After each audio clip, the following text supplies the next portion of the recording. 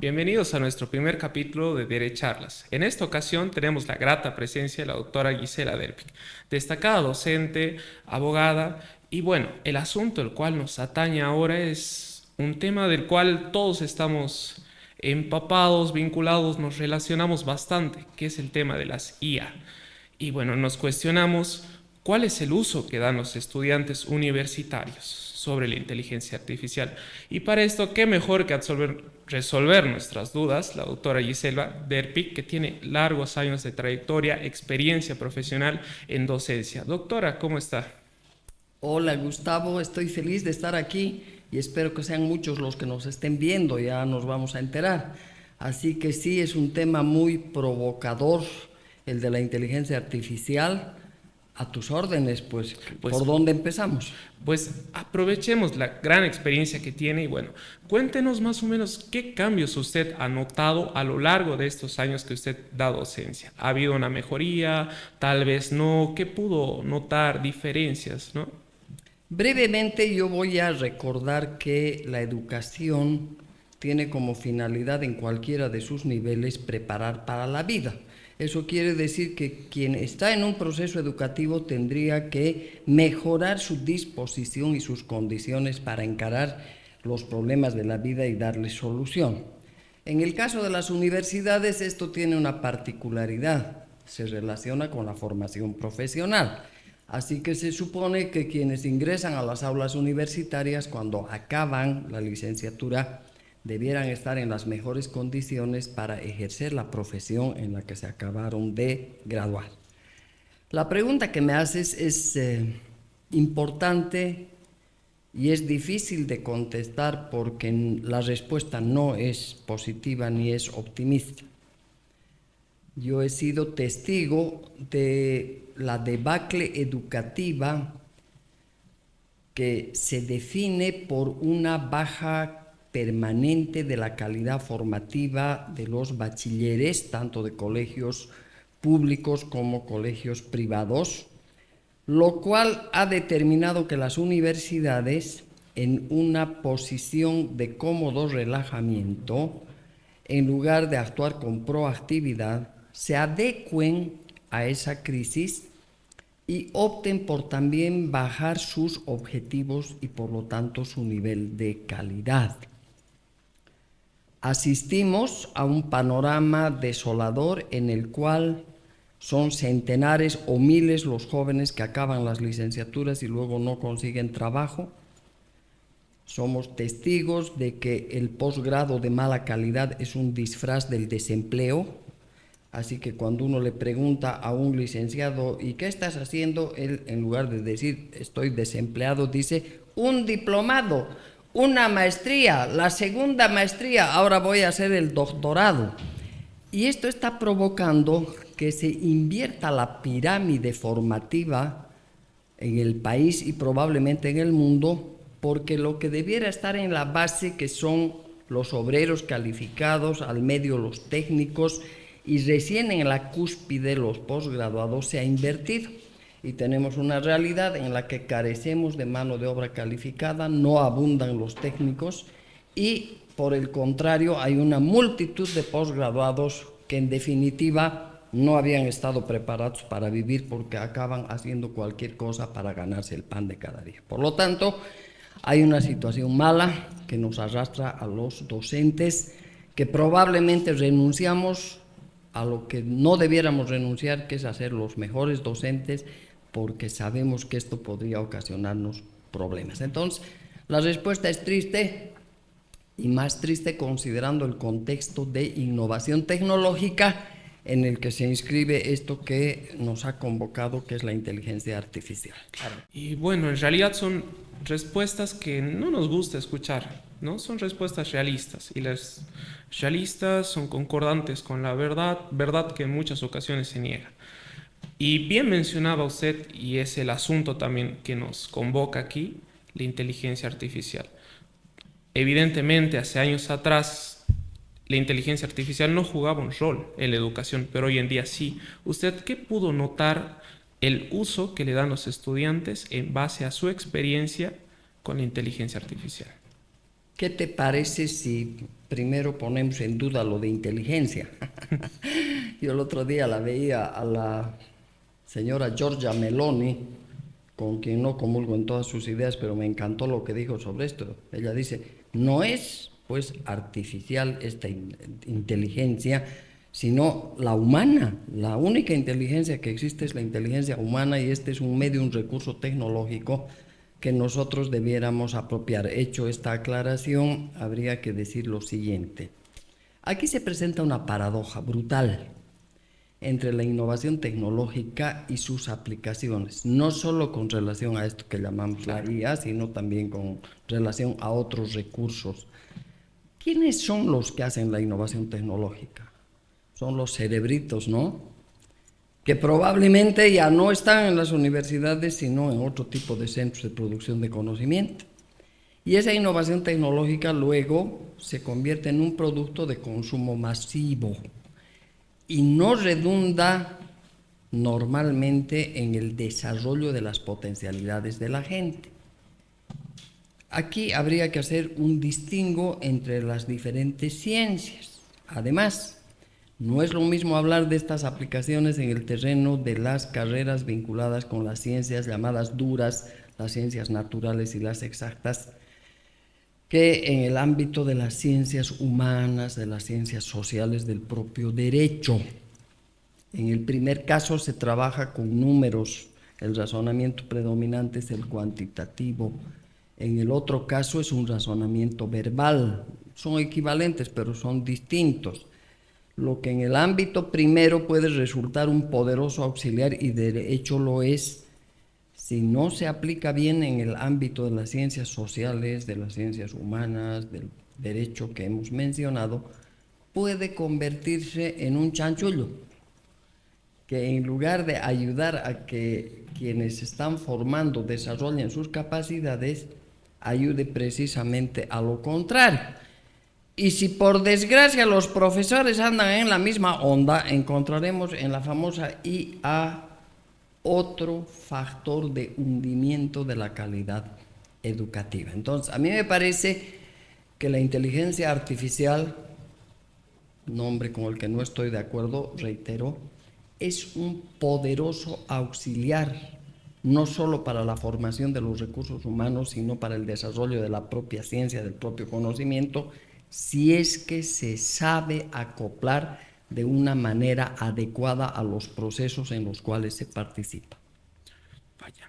Bueno, dicho vulgarmente, también a mi opinión, es como un arma de doble filo, ¿no? Podría ser utilizado para el beneficio, ¿no?, de la formación académica, pero también todo lo contrario.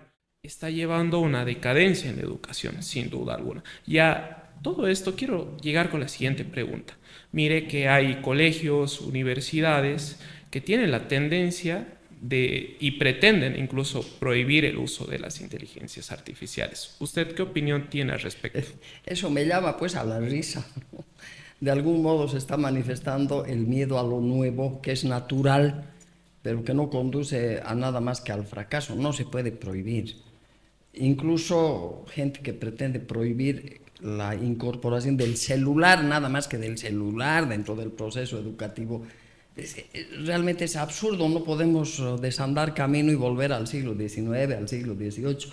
Llegó para quedarse, y lo que habría que hacer es replantear el rol docente y el rol de los estudiantes, sin que esto implique una gran revolución ni un cambio de paradigmas, porque si realmente estamos aplicando el enfoque basado en competencias, no debería haber ningún problema en el acople de este nuevo recurso.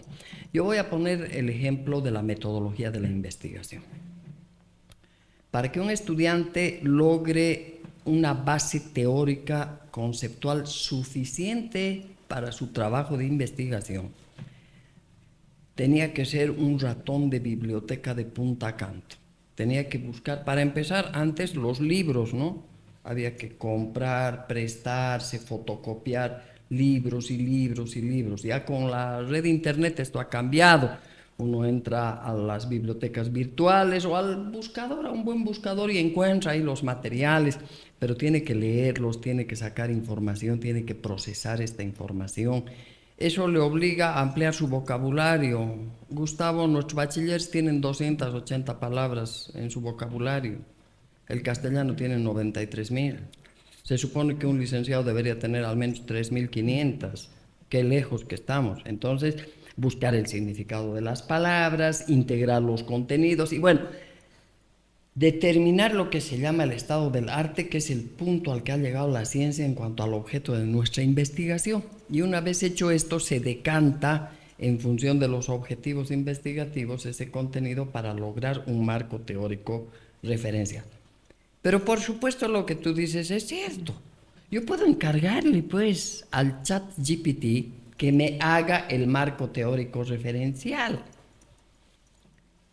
¿Para qué sirve hacer eso? Absolutamente para nada. Porque al final el reto es enriquecer el proceso formativo del estudiante. Y por supuesto que lo que antes buscaba en los libros o en el Google y se pasaba horas, ideas, se ahorrará con el chat GPT. Podrá hacerlo en cuestión de minutos, pero eso no le exime del trabajo de hacer aquello que en su carnet reza, estudiar. Ahí dice, soy estudiante. Estudia, muchacho, estudia, muchachita. Para eso has venido aquí. Y eso le obliga al docente a redoblar su esfuerzo para comprender el valor de utilizar estos recursos tecnológicos, pero además ser un celoso vigilante de que esto se haga de una manera responsable, ética y que no se preste al fraude. Hay muchos estudiantes que se quejan de que los docentes no revisamos sus trabajos. El docente que encarga la tarea y no revisa su trabajo está en peores condiciones que el estudiante que le encarga al chat GPT que le haga la tarea, ¿no es cierto?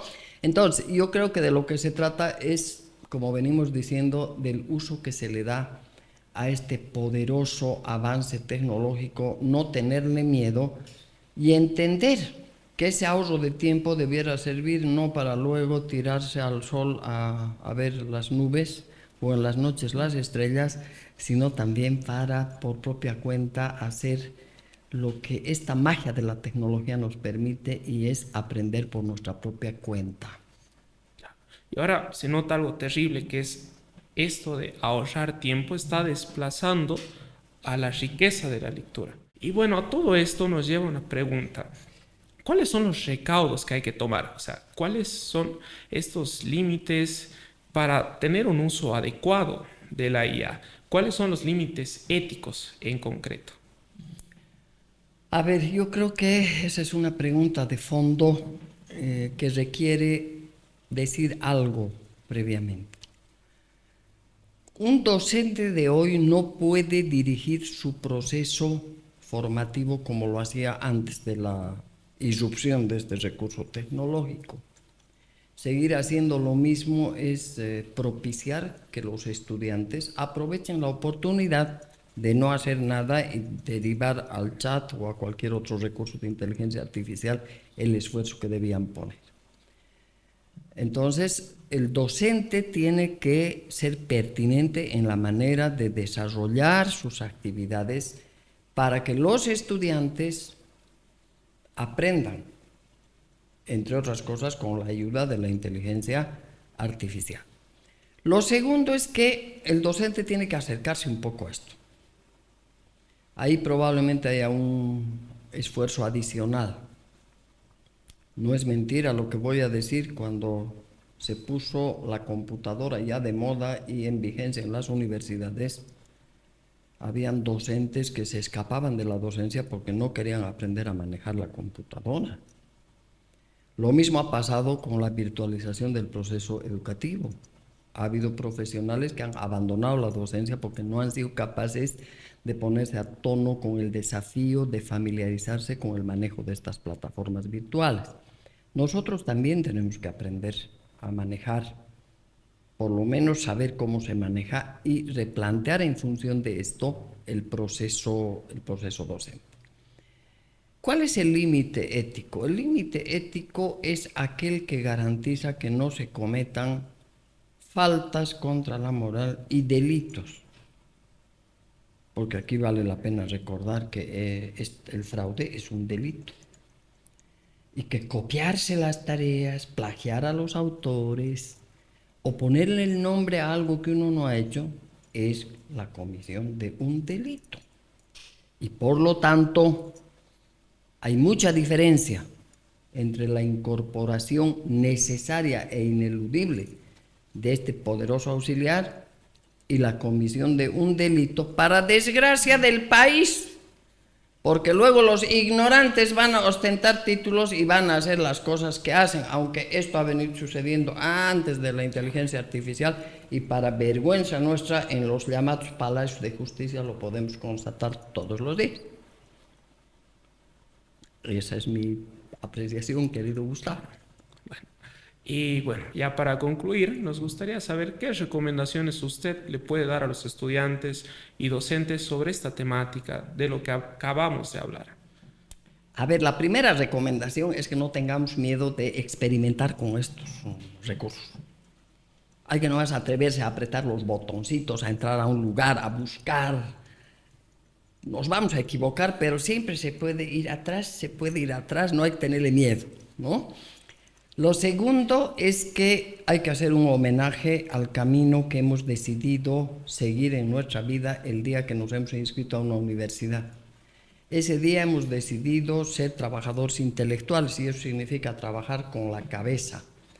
Y trabajar con la cabeza implica desarrollar lo más posible nuestra inteligencia. Entonces, nuestra inteligencia natural tiene que desarrollarse para hacer uso del chat GPT y todos esos recursos, entendiendo que los verdaderamente inteligentes somos nosotros. Sin duda alguna. Y bueno, recordar también, todos los estudiantes, docentes, que en realidad nosotros mismos también debemos esforzarnos, estudiar y con las bases suficientes nos ayudan en realidad a discriminar cuando la inteligencia artificial nos proporciona información adecuada, cuando no, y es muy distinto cuando uno, por ejemplo, no tiene conocimiento sobre el tema que investiga. Entonces, indiscriminadamente uno acepta la información sin saber que en ocasiones puedes estar aceptando información errónea.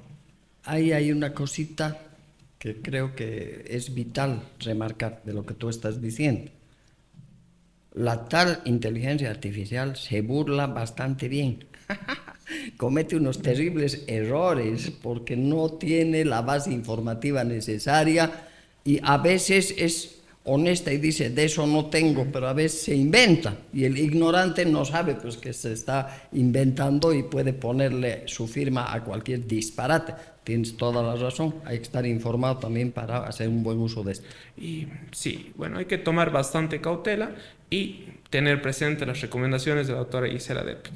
Siendo esto, con esto concluimos todo este podcast. En realidad ha sido muy grato tenerla, doctora, gracias por su tiempo y esperamos pues vernos en la siguiente oportunidad. Hasta luego.